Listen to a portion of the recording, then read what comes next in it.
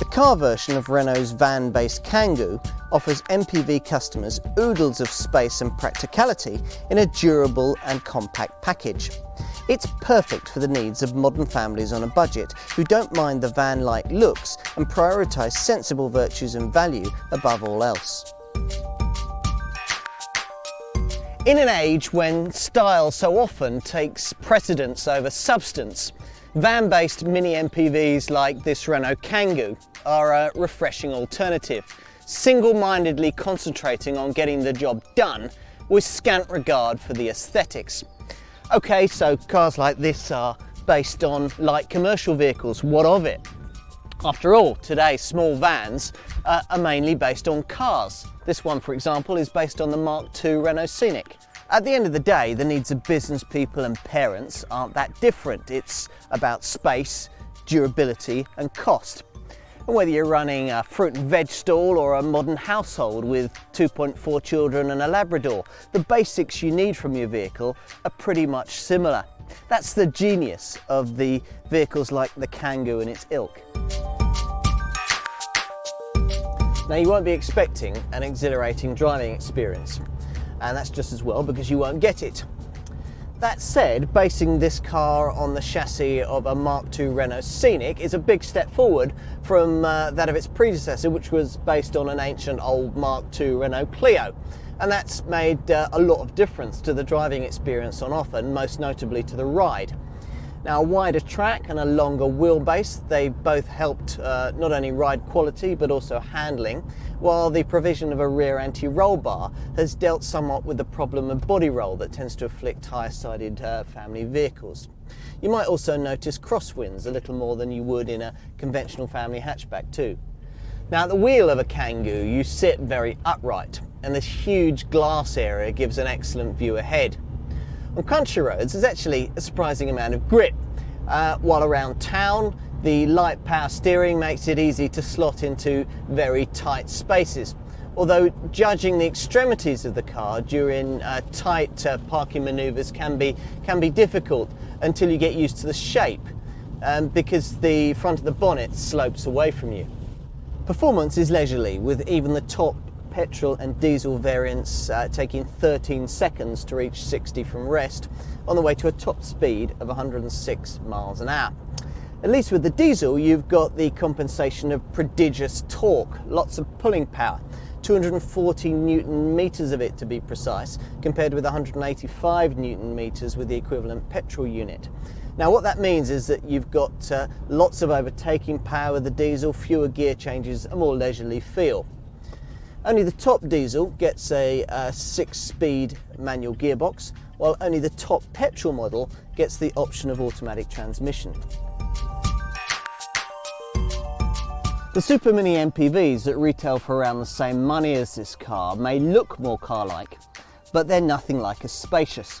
The Renault's commercial vehicle shape affords masses of room for 3 adults to sit alongside each other on the back seat, while over their shoulders there's a monster of a boot. You can fold the 60/40 split wrist seats forward to create a completely flat loading floor that extends 660 litres in the standard luggage compartment to 2,866 litres if you specify this collapsible front seat. The way this works is quite neat. You just pull up this lever, the seat base slides forward automatically, and you can push it down to create a flat surface for really long items. Now, there are 77 litres of additional storage space dotted around the cabin in numerous cubbies and compartments, like these up here for passengers, and there's another ledge up here for the driver and front seat occupant. The various fixtures and fittings seem like they're sturdily built. You've got these airline style trays for backseat passengers, although the design does lack a bit of sparkle. The tough plastic used for the dashboard hints at the Kangoo's commercial vehicle roots, but is sure to stand the test of time. Renault has attempted to give the Kangoo's exterior a personality beyond that of a compact commercial vehicle, but then the designers didn't have a great deal to work with.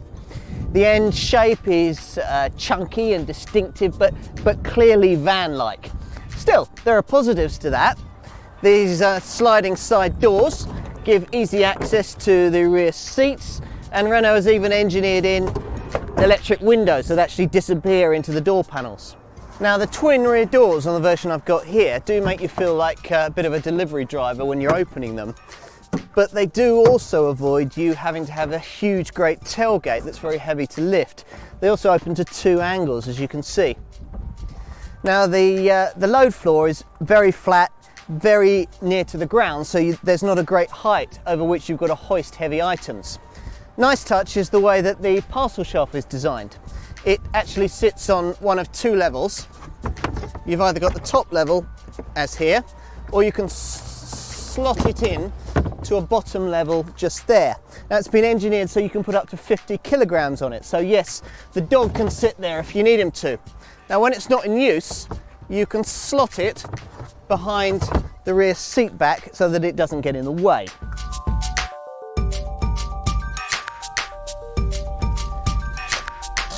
Prices range in the £11,000 to £14,000 bracket. Now that's about the same as you pay for this car's 2 closest rivals, the pretty much identical Citroën Berlingo Multispace and the Peugeot partner TP. Now similar in concept but less van-like is Skoda's Roomster, again costing around the same. If you want something that looks a bit more like a car but still needs something that's a bit more versatile than a standard Super Mini, then Super Mini MPVs like Renault's own Modus or Vauxhall's Meriva might fit the bill for the same kind of money. Standard equipment includes remote central locking, electric windows, a CD stereo with these steering wheel controls, and CU home headlights that stay on for just a little time when you get home at night so that you can see to find those elusive front door keys when you're fishing around in your bag. Safety stuff, well, that includes twin front and side airbags, ABS with electronic brake force distribution, and Isofix child seat attachments for the 2 outside seats at the back. Given the Kangoo's utilitarian focus, it's no surprise to find that the engines on offer have been chosen for economy, efficiency, and not much beyond that. The petrol range is accounted for by 2 1.6 litre units. There's an 8-valve unit developing 90 brake horsepower and a 16-valve unit with 105 brake horsepower. Now I've gone here for one of the diesels. They're really the better bet. It's a common rail 1.5 litre DCI unit that you can get in 3 states of tune with either 68, 86 or 106 brake horsepower. It's also worth mentioning that a 3-door version of this Kangoo is available, christened the Bebop. It has less space and doesn't ride in quite such a composed manner, but it looks cute and the price is right. If this is key, then stop at nothing to get yourself behind the wheel of one of the DCI diesel versions. The 68 brake horsepower entry-level version manages 54.3 miles to the gallon on the combined cycle and puts out 138 grams per kilometre of CO2, while even the most powerful oil burner manages 51.4 miles to the gallon on the combined cycle with 146 grams per kilometre of CO2. Now with the petrol units, it is predictably a different story.